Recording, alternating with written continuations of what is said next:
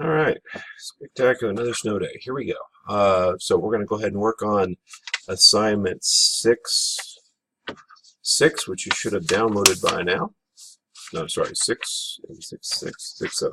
You're supposed to be working on 6, 7, my bad. So just get 6, 7 out. We're actually going to jump to the back, and we're not going to do any regular proof, so buckle your seatbelts up, just kind of watch what's going on. And then once you get on with the proof, I'll show you how to use the identity proof. Okay? So first one is that if I have a sine theta plus theta, that can be written as sine theta cosine theta plus cosine theta sine theta, right? Because we have that identity we just learned last time. That means the sine of 2 theta, the 2 inside, is equal to sine, cosine, cosine, sine. So they're the same thing. So I can write that as 2 sine theta cosine theta. Terrible writing, I apologize. It's written on the top of your page on the back of the assignment we're working on 6, 7. Okay? If I go cosine theta plus theta, I have to use the cosine thing, which is cosine theta minus sine theta sine theta. That's going to give me cosine squared theta minus sine squared theta, which is the second identity written on the piece of paper. You need that one too. Tan 2 theta. We'll use the tan identity, which is going to be, it's cosine 2 theta here. Right? Tan 2 theta, we'll do the exact same trick. We'll notice tan theta plus tan theta over 1 minus tan theta times tan theta, which means the doubling for this is going to be 2 tan theta over 1 minus tan squared theta. Fair enough. All right, how I would use that? It was at the very bottom. It has a problem. It says if cosine of theta equals 4/5, and we're in the first quadrant. How does it say that? It's because it says theta is between 0 and 90 degrees. Find sine 2 theta. Well, sine 2 theta, using that I just figured out, is 2 sine theta cosine theta, which means that would be equal to 2. I don't know what sine is. We can fix that, right? Because we know we're in the first quadrant. I'm going to draw it in the first quadrant. Right? Here's my theta. Cosine tells me the adjacent's 4. My hypotenuse is 5. And it's a 3, 4, 5 triangle, like it's a Pythagoras to get that 3, right? So sine would be opposite over hypotenuse, and that would be 3/5. Cosine would be 4/5, because that's what they gave us. And I get a whopping 24/25. Likewise, if I want to find cosine of 2 theta, which I do because it says find sine 2 theta, cosine 2 theta, and tangent 2 theta, I'm going to put and hop in there. I get cosine squared theta minus sine squared theta using my identity I just discovered over here. And that's going to be equal to cosine, which is 4/5 squared. This is the same triangle. I can use it to find sine theta, which is 3/5 squared, which is equal to 16 over 25 minus 9 over 25, which is 7 over 25. Okay. And again, you could, tan 2 theta. Let's do tangent 2 theta. Tangent 2 theta would be equal to 2 times tangent, which in this case would be 3 divided by 4, opposite or adjacent. So 3/4 over 1 minus 3/4 squared. So that's going to give me, multiply fractions, I get 6 over 4 over 1 minus, and then the bottom becomes 9/16. I recognize that I've got another fraction down here, so multiply the bottoms, cross the tops. 6/4 equals 16 minus 9 over 16. That's going to give me 6/4 over 7/16. Right? So I'm going to flip and multiply, and I'm going to get 6/4 times 16 over 7. So that gives me 6096 over 1428. I can surely simplify this in some fashion or other, if nothing else but by 2's, right? So I could simplify this by dividing by 2, and I would get 48 over 14. Still not there yet. I might recognize that this could therefore be 24 over 7. Now, as a check, I could recognize that tangent of 2 theta has got to be sine 2 theta over cosine 2 theta, which would be 24 25ths times 25 over 7. Those cancel out, and indeed I get 24 sevenths. Fair enough? Okay, so that's how you can use the double angle identity.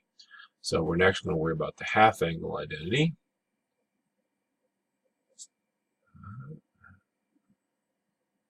Okay, back here. Okay, it's not working. Back.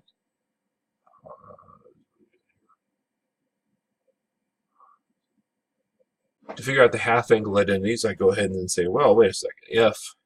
If cosine 2 theta equals cosine squared theta minus sine squared theta over nothing over there, then that's the same thing as saying cosine of theta equals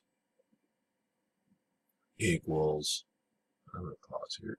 Sorry, quick error. All right, so where I was at, so I'm going to try to figure out the half angle. That means that cosine theta would be equal to cosine squared theta over 2 minus sine squared theta over 2. And again, all I'm saying here is, look, if theta was half as big, right, then this would just be a theta, right? Because double half would be just theta, right? Double half theta would be theta. Okay, so from there I can pull out the identity. I remember that I don't like this sine squared sitting here, so I'm going to just get it out of there. So I'm going to write this as 1 minus cosine squared theta over 2. This should be comfortable for you at this point. Keeping track of my negative signs, my positive signs, I get negative 1 minus 2 cosine squared theta over 2. And is equal to cosine theta. Now I'm going to go to the other side is figure out what cosine theta over 2 is. So what I'm going to get is a half angle identity. Cosine theta over 2 equals something, right? So I'm going to move everything over. So I get 1 plus cosine theta equals negative 2 cosine squared theta over 2. No, that should be a plus when I distributed. My bad. So that should be a plus, and that should go away. So divide by 2, I get 1 plus cosine theta over 2 equals cosine squared theta over 2. If I want to solve for cosine squared, I got to get rid of the squared. So I'm going to get plus or minus the square root of 1 plus cosine theta over 2. This identity has a square root of 2 on the bottom. That's not going to bother as much as you might think. Not this expression is easy. So that's my, if you look on the front, oh, cannot get my pen to work here. All right, whatever. Okay, so if you look at the front, that's the identity written on the front page, right? It's cosine of theta over 2 equals plus or minus 1. Now, if I wanted to find sine, I'm going to use the exact same trick. I'm going to come up here. I'm going to go cosine of 2 theta equals cosine squared theta minus sine squared theta, which we just proved. Now I want to change this to sine. So I'm going to go 1 minus sine squared theta minus sine squared theta equals cosine 2 theta.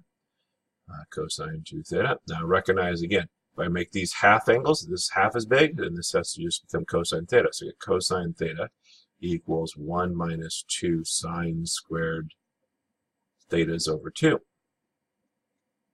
Move that over, I get 1 minus, I get negative 1. Am I doing this right? No, negative 1 plus cosine theta equals negative 2 sine squared theta over 2. Divide by negative 2, this becomes positive, this becomes minus, over 2 equals sine squared theta over 2. And then I can take the square root, I get plus or minus the square root of 1 minus cosine theta over 2 equals sine theta over 2. Now this identity is on the formula sheet, and it's also on the front of the worksheet that we're going to be working on. Fair enough? All right, so now that I've got that done, Okay, how would I find tangent? Tangent would be sine over cosine, right? So I take this identity, divide by this identity. If you flip and multiply, cancel out the 2's, you end up with the identity for tangent theta over 2. How would I ever use this? Well, let's say I wanted to find the cosine of 15. Now, you could use the identity 45 minus 30, and probably would want to use, but in this case, because it's going to be icky, but we're going to do it the hard way anyways, right? Because I'm going to recognize the cosine of 15 degrees is in fact cosine of 30 over 2, is it not? And so therefore, I can use my half angle identity, which is plus or minus the square root of 1 plus cosine of the angle, which is 30 degrees, over 2. So working out the puzzle, I get plus or minus the square root of 1 plus, this becomes the square root of 3 over 2, because cosine of 30 degrees is square root of 3 over 2. Now this is ugly. I've got square root bar, I've got fractions and all sorts of things. We're going to fix this in just a second. I can't make this work. And I do apologize, my eraser is not worth diddly squat. Okay, so here we go, moving forward. So moving forward, I'm going to then say plus or minus the square root of, now there's a fraction on top, so I'm going to do multiply the bottoms across the top, right? 2 times 1, 2 times 1, 1 times root 3. So I'm going to get 2 plus root 3 over 2, all over 2. Again, the square root bar should be all the way down here. Good luck me matching that up. Okay? So then the reason why I'm not monkeying with all this is because I'm going to write this as 2 over 1. I'm going to flip and multiply. I get plus or minus the square root of 2 plus root 3 over 2 times 1 over 2. That makes a 4 on the bottom. If I can make this better. All right. Which is plus or minus square root of, wow, that is not better. All right. Settings are not working today. Okay. So this becomes 2 plus root 3 over 4. Got to get rid of the square root of the bottom, which is good because it's 4. This will often work out, so there's no reason to panic. I get plus or minus the square root of 2 plus root 3 over 2. Now I've lost my square root on the bottom. Now I will say this. We can have a square root instead of a square root, but it would take another page worth of work to fix this. And I don't see any real reason to put ourselves through a page worth of work to fix this. So what we're going to do is we're going to agree, if you don't mind, to leave the square root inside the square root in this particular case. We'll allow it. The other thing is this plus or minus is a little strange. The answer to that is you already know the answer to this. What? The cosine of 15 degrees. The cosine of 15 degrees, is it positive or negative? It's in the first quadrant, so therefore it's positive. So these go away. And that's your final answer. Got it? All right. You are ready to start 6-8. Start plowing your way through it. There's example problems on the front of 6-8, and then there's a bunch of problems for you to do. All right. So have that. I'll probably post some answers in just a moment on that as well.